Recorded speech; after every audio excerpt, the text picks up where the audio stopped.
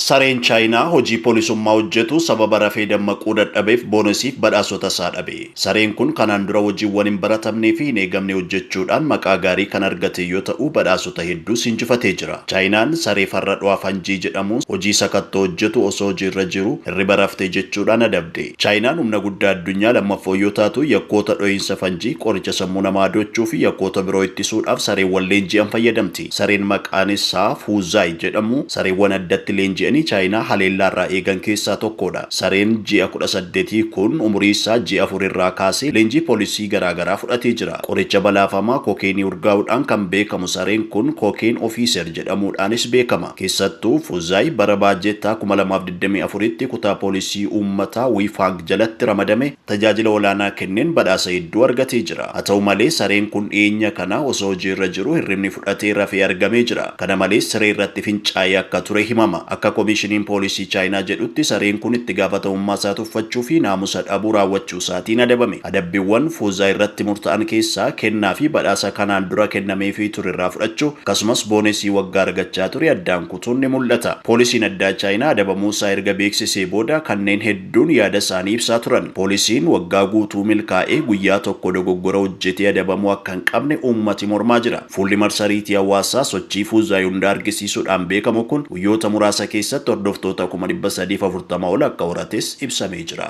Euronews wabeeffanne.